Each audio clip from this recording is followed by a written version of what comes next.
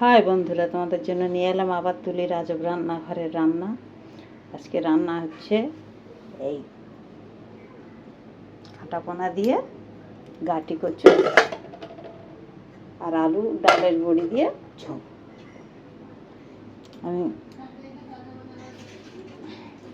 কড়াইতে তেল দিয়েছি, তেলটা গরম হয়ে এসছে। এবার মাছে একটু নুন হলুদ দেবো।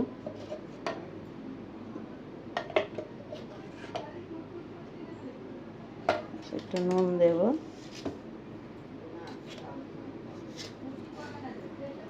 একটু নুনটা মাছে বেশি দেবো। মাছে যদি বেশি নুন দিই, ঝোলে নুন কম দিলে মাছের নুনও ঠিকঠাক হয়, আর বাড়তি নুনটা ঝোলে বেরিয়ে যাবে। তাহলে মাছের স্বাদটা বেশি ভালো পাওয়া যায়।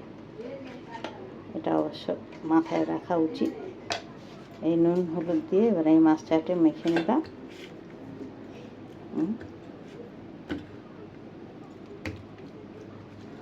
মাছগুলো বেশ বড় বড়, ভেবেছিলাম কালিয়া বানাবো, কিন্তু সবসময় তো এই ধরনের খাওয়া হয়, তাই আজকে আমি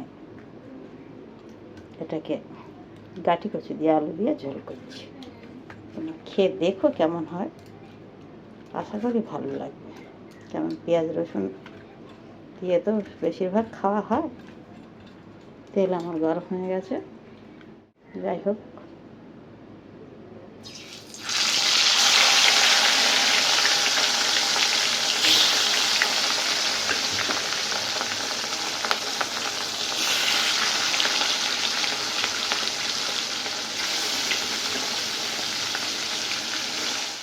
মাছ ভাজা হচ্ছে।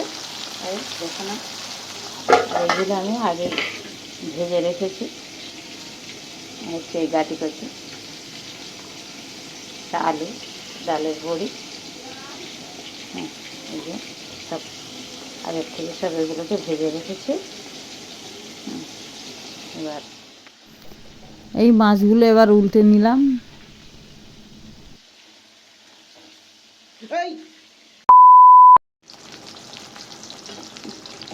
ভাজা হয়ে গেছে।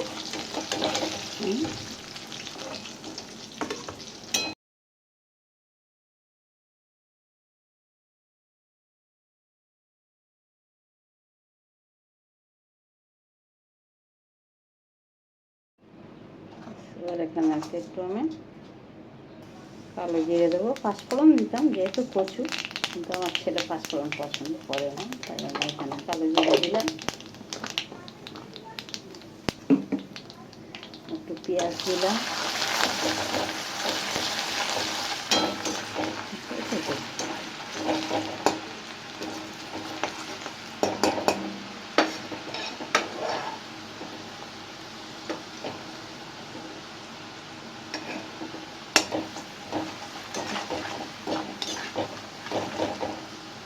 প্রায় ভাজা ভাজা হয়ে এসছে, দেখতে পাচ্ছে লাল হয়ে এসছে।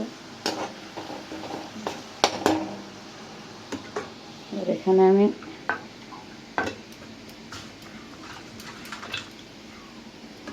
কোনো লঙ্কার গুঁড়ো ব্যবহার করব না, কাঁচা লঙ্কা আর গোলমরিচ ব্যবহার করব।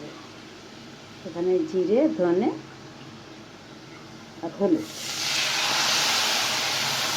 দিলাম।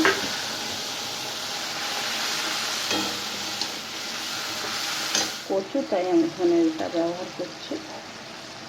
একটু আদা দিলাম।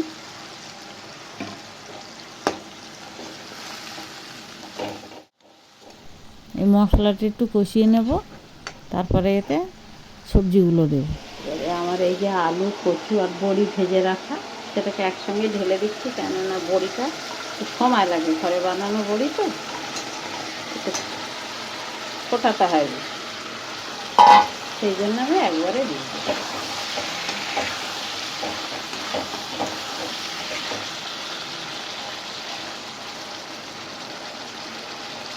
কিন্তু আমি এখনো লঙ্কাটা দিইনি, নুনটা দেওয়া হয়নি,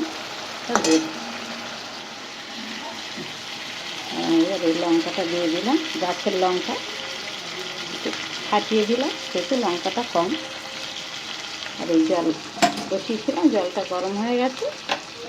এবার আমি জলটাকে ঢেলে দেব।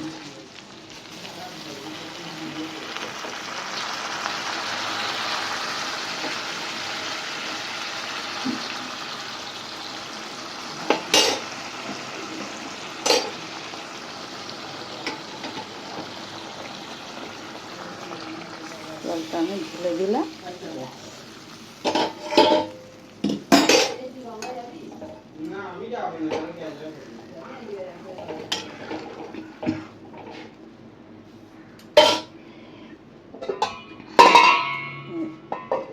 ঢেকে দিলাম। ঝোলটা ফুটে উঠেছে, এবার মাছটা দিয়ে দেবো।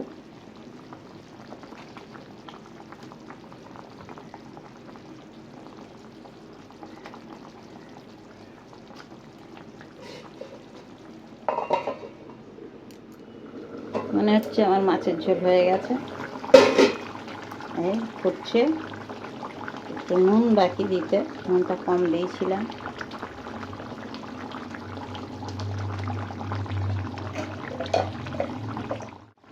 একটু গোলমরিচ দেবো, গোলমরিচ একটু কম হয়ে গেছে, আর একটু হলে ভালো হতো। ব্যাস, দিয়ে ঢেকে দিলাম। এবার দেখো আমার মাছের ঝোল তৈরি হয়েছে। খেয়ে দেখবে কেমন লাগে, তারপরে জানাবে। যারা খাওনি কাঠি কচু দিয়ে মাছের ঝোল, তারা এইভাবে বানিয়ে খেয়ে দেখো কেমন লাগে। ভালো লাগলে জানাবে, আর একটা লাইক আর সাবস্ক্রাইব করে দেবে অবশ্যই। Thank you.